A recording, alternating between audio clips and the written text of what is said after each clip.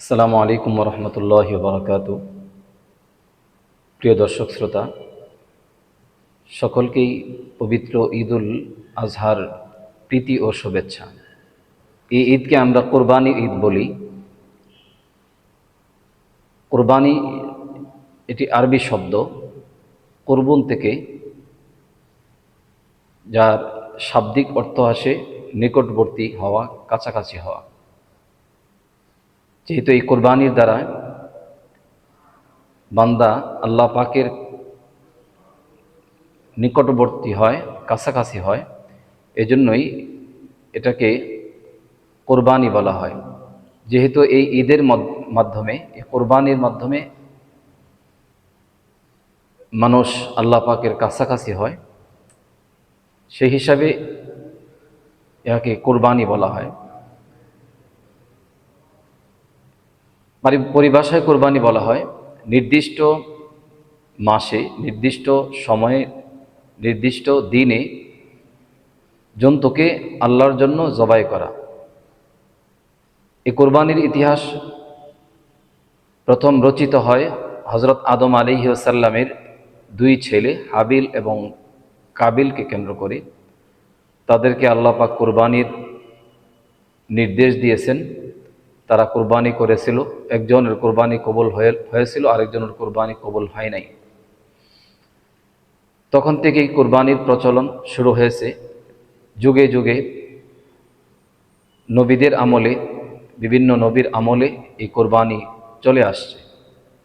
আমরা যে কোরবানি করছি, এই কোরবানি হচ্ছে হজরতে ইব্রাহিম আলাইহিস সালামের অনুসরণে, ইব্রাহিম আলাইহিস সালামের সুন্নত হিসাবে আমরা কোরবানি করছি।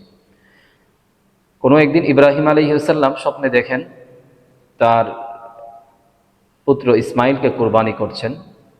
তিনি স্বপ্নকে বাস্তব রূপ দিতে সন্তানকে জিজ্ঞেস করলেন, আমি তোমাকে কোরবানি করছি আল্লাহর জন্য, এতে তোমার কি মতামত? ইসমাইল আলাইহিস সালাম বললেন, ফাফআল মা তুমার, আল্লাহ পাক আপনাকে যা আদেশ করেছেন আপনি তা করে ফেলুন। সাতাজিদুনি ইনশাআল্লাহু মিনাস সাবিরিন, ইনশাআল্লাহ আপনি আমাকে ধৈর্যশীলদের মধ্যে পাবেন।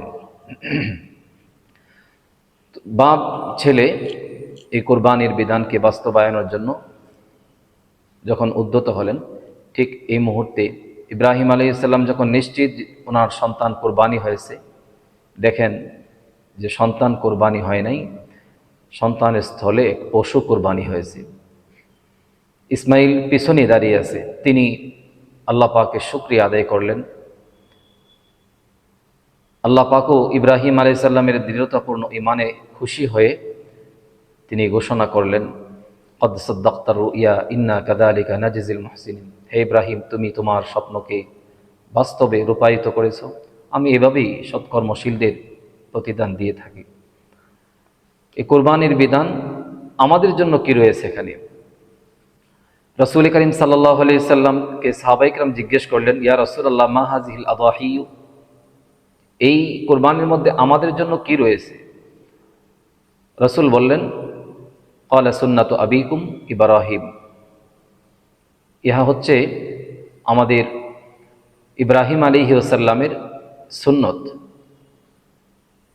সাহাবায়ে কেরাম আবার জিজ্ঞেস করলেন, তাতে আমাদের লাভ কি? রাসূল সাল্লাল্লাহু আলাইহি সাল্লাম ইরশাদ করলেন, প্রতিটা পশমের বিনিময়ে তোমাদেরকে নেকি দেওয়া হবে। যে কোরবানি আমরা করছি, কোরবানি আমাদের নবী করিম সাল্লাল্লাহু আলাইহি সাল্লামও করেছেন, সাহাবায়ে কেরাম করেছেন, আমাদের ধার্মিক মুসলমান যারা আছে সকলেই এই কোরবানি করে থাকেন। আজকে মূলত আলোচনা করছি যে কোরবানির পশু আমরা কিভাবে জবাই করব, সে বিষয়টা নিয়েই আলোচনা করা। কোরবানির পশু জবাইয়ের ক্ষেত্রে আমরা খেয়াল রাখব, 4টি রগ আছে। এই 4 রগ যদি কাটা না হয় তাহলে কোরবানি সম্পূর্ণ হবে না। যেমন কোরবানির পশু জবাইয়ের সময় তাকে কেবলামুখী করে শোয়া দিতে হবে। একান্ত অসুবিধা ব্যতীত এর উল্টা করা যাবে না। কেবলামুখী করে শোয়ানোর পর বিসমিল্লাহি আল্লাহু আকবার বলে তার গলায় ছুরি চালাবে এবং তখন আল্লাহু আকবার বলা জরুরি, বিসমিল্লাহি আল্লাহু আকবার বলা ওয়াজিব। শুধুমাত্র যিনি কোরবানি ছুরি চালাচ্ছেন তার জন্যই সেটা ওয়াজিব, বাকিদের জন্য এই কাজটুকু ওয়াজিব নয়। জবেহের মধ্যে 4টি রগ কাটা খুবই জরুরি।